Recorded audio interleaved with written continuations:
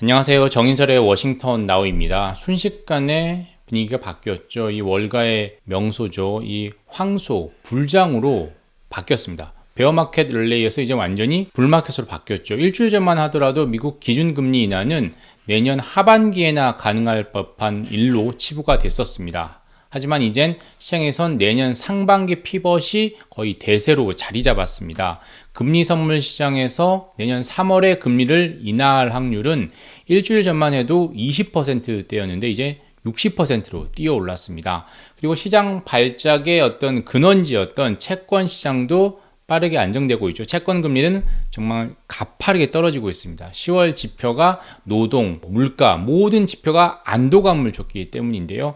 결과적으로 인플레이션은 둔화하고 있고 뜨거운 노동시장은 조금씩 식고 있다는 게 지표로 확인되고 있습니다. 여기에 페드 인사들의 변심도 시장 분위기 변화에 큰 영향을 미치고 있습니다. 어제까지 매파 인사였던 사람들이 하루아침에 비둘기로 돌변하고 있죠. 이로 인해서 주식, 채권, 암호화폐, 금 모든 자산 시장이 뜨겁게 달아오르고 있습니다. 이른바 에브리띵 랠리를 이끈 변심을 중심으로 이번 주 주요 일정과 이슈를 한번 찬찬히 살펴보겠습니다. 미국 중앙은행 페드는 분기마다 경제 전망을 합니다. 매번 금리 결정을 할 때 경제 전망 내놓죠. 이게 매번 이렇게 내놓습니다. 향후 3개년치까지 내놓는데요.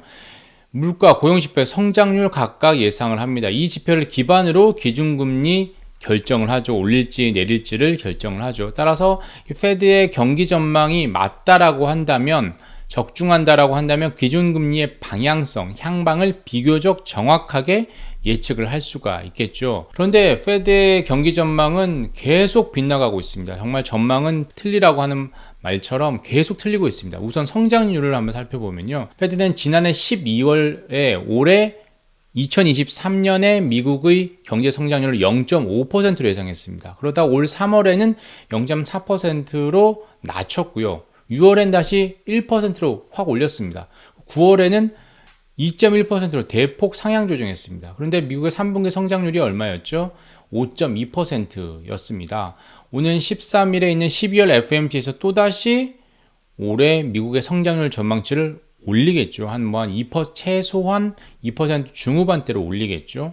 그런데 이제 4분기 성장률이 어떻게 되느냐에 따라서 초반대가 되느냐 중후반대가 되느냐가 갈릴 텐데, 일단 성장률 전망치는 오를 가능성이 상당히 높습니다. 이렇게 항상 틀리고 있다라는 거고요. 물가를 살펴보면 페드가 가장 중시하는 PCE 전망치도 매번 바뀌고 있습니다. 바뀌는 그 정도가 되게 크다라는 거죠. 지난해 12월엔 올해 근원 PCE 전망치를 3.5% 정도로 내다봤고요.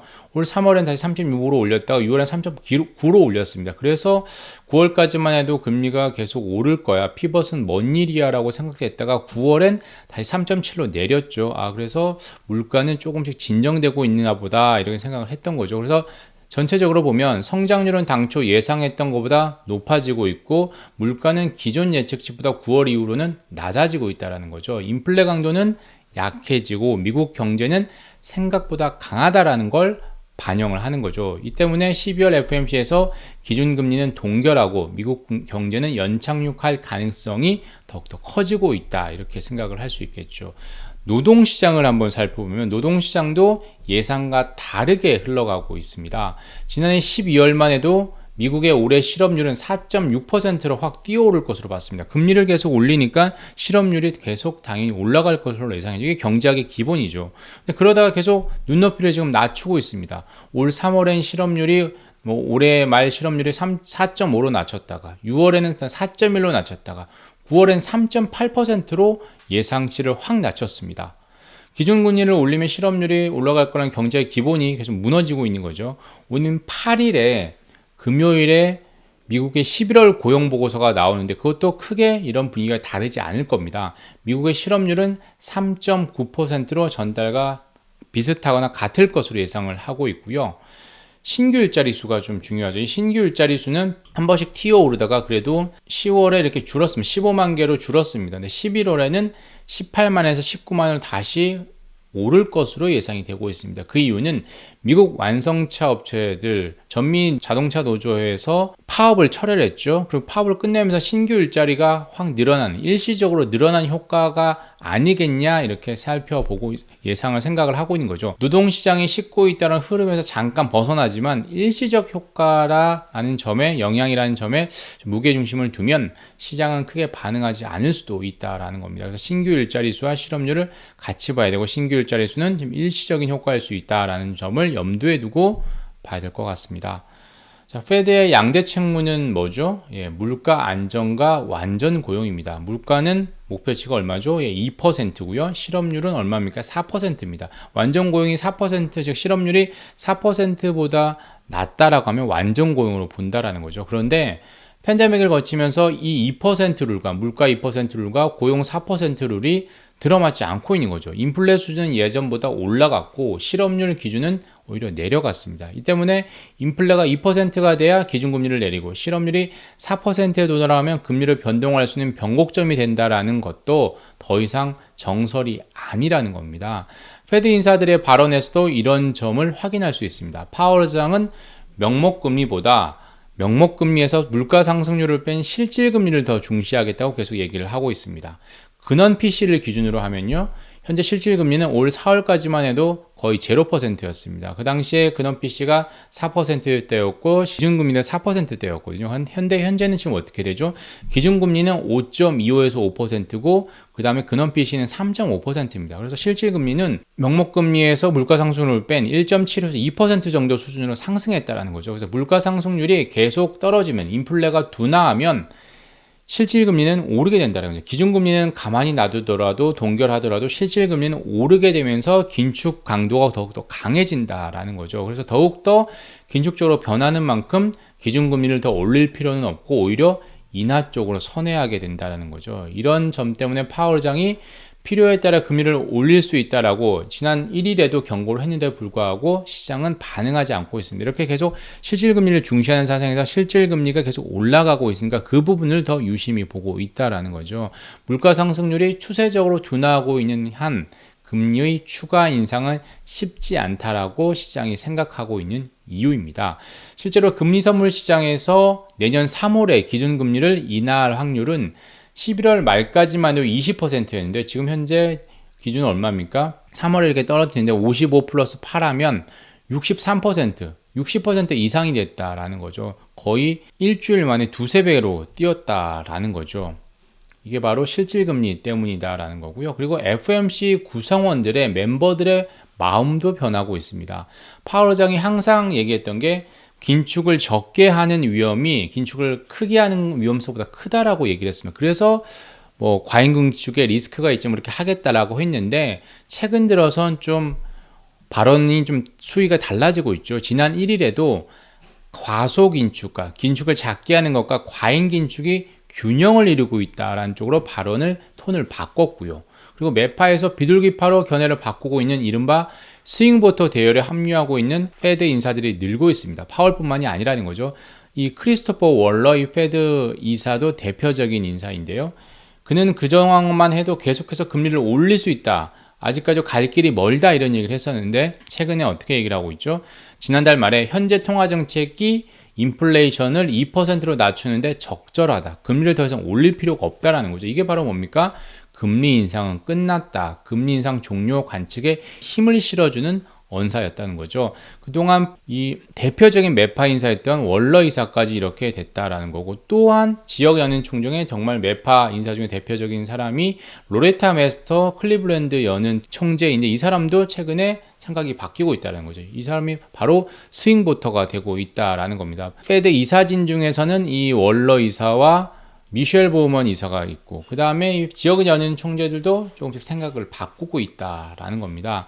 로레타 메스터 클리블랜드 연은 총재는 지난달 29일에 현재 통화 정책은 정책 위반자들이 물가 상승률 목표치인 2%로 잘 되돌아가고 있는지를 지켜보면서 정책을 판단하기에 좋은 위치에 있다. 즉 금리를 더 이상 올릴 필요가 없다, 이렇게 얘기를 했습니다. 로레타 메스터 총재는 올해의 FOMC 표결권이 있는 멤버는 아닙니다. 내년에 있다라는 거죠. 내년에 있는 사람들이 이 로레타 메스터 총재 말고 레이피어 버스틱 애틀랜타 연은 총재, 메리데일리 샌프란시스코 연은 총재들도 전부 다 약간 비둘기 쪽으로 지금 선회하고 있다라는 거죠. 지금 스윙 보터가 되고 있다라는 거죠. 그렇게 되면 결국 금리 정책, 통화 정책은 좀 더 비둘기적으로 통화 완화 선호 쪽으로 바뀌고 있다라는 걸 보여주는 거죠. 미국 경제에선 이런 스윙 보터가 중요하다라고 하면 미국 정치에서는 스윙 스테이트가 중요합니다. 미국 정치 구조를 스윙 스테이트가 정하는 것이나 마찬가지이기 때문인데요. 미국 대통령 선거는 한국과 좀 다르죠. 되게 특이하죠. 전체 득표율보다 한국에서는 당연히 전체 투표수, 직선제니까 투표수가 많은 사람들이 승리를 하는데 미국에서는 각 주의 선거인단을 많이 확보하느냐에 따라서 선거 성패를 결정을 하게 되죠. 득표율이 높아도 선거인단을 확보한 수가 적으면 패배하게 되는 겁니다. 예전에 뭐 힐러리 클린턴도 그렇게 해서 졌고요. 그 전에도 민주당에 많은 패배를 안겼던 게 전체적인 선거인단에 덜 확보했기 때문에 계속해서 패배를 했습니다. 이른바 선거 때마다 승부가 달라지는 것이 중요한데, 그래서 주별로 얼마만한 선거인단을 확보하느냐, 전체적인 선거인단을 확보하느냐가 상당히 중요하죠. 그것이 바로 경합주, 스윙 스테이트입니다. 한국에서 수도권과 충청권의 판세가 전체 선거 승패를 결정하는 것과 똑같다는 거죠. 미국 선거 예측 기관들을 경합주를 한 6개 주 정도로 보고 있습니다. 위스콘신, 미시간, 그리고 펜실베니아, 요 3개 5대5 주변에 이 북부 쪽이 하고, 그 다음에 애리조나, 네바다, 조지아, 이렇게 아래쪽에 한 3개 정도, 6개 정도를 꼽습니다. 그리고 여기에 노스캐롤라이나까지 7개 주까지 경합주다라고 얘기를 하는 사람들이 있습니다.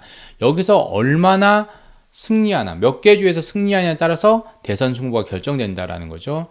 당연히 그 주에서 이기면 그 주에 있는 선거인단을 다 가져가죠. 50개 주 중에 메인주하고 네브라스카주 뺀 48개 주가 이런 승자 독식 구조입니다. 그래서 여기에다가 민주당, 공화당 모든 총력을, 화력을 쏟아붓고 있습니다. 최근에 미국에 뭐 공장 짓는다, 배터리 공장 짓는다, 아니면 반도체 공장 짓는다, 이런 공장 건설, 뭐 인프라 투자 다 어디에 집중되고 있죠? 이런 스윙 스테이트에 집중이 되고 있습니다. 왜냐하면 여기서 표를 많이 얻어야지만 전체 대선 선거에서 이길 수 있기 때문입니다. 그런데 최근에 이제 경합주에서도 바이든 대통령이 트럼프 전 대통령에게 밀리고 있다라는 거죠. 최근에 설문조사에서 보면 트럼프가 치고 나가다가 최근 며칠 사이에 좀 격차가 줄었습니다. 하지만 이 6개 스윙 스테이트에서는 여전히 트럼프 전 대통령이 이기고 있습니다.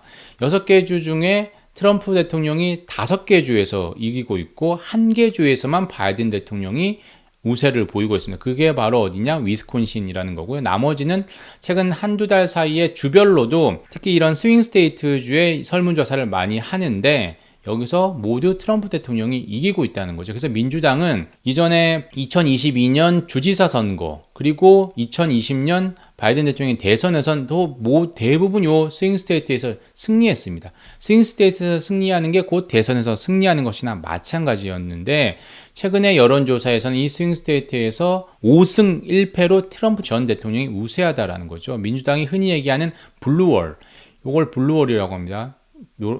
계속 이렇게 푸른색, 청색으로 된 민주당 지역을 방어를 했다라는 건데 지금은 방어를 하지 못하고 있다는 거죠. 그에 반해서 레드씨, 이 바다 쪽은 거의 공화당이 이기고 있는데 이 부분에 있어서 변화가 있다라는 거죠. 블루월을 민주당이 수성을 하지 못하고 있다라는 겁니다. 2020년 대선과 2020년 주지사 선거와 달리 계속 지금 밀리고 있다라는 건데, 이런 승부처, 스윙 스테이트의 지금 여론조사 결과를 잘 보면 앞으로 대선 결과를 어느 정도 예측을 해보는데 상당히 용이하다라는 겁니다. 미국 대선의 승부처는 스윙 스테이트입니다. FOMC의 결정권은 스윙 보터들이 쥐고 있습니다. 이런 핵심 변수, 스윙 관련된 변수를 알고 이번 주에 나오는 11월 고용보고서, 그리고 각국의 금리 결정회, 이번 주에 캐나다와 인도와 호주에서 금리 결정을 하는데 대부분 동결을 할 것으로 예상을 하고 있습니다. 최근 들어서 물가 상승률은 둔화되고 실질 금리가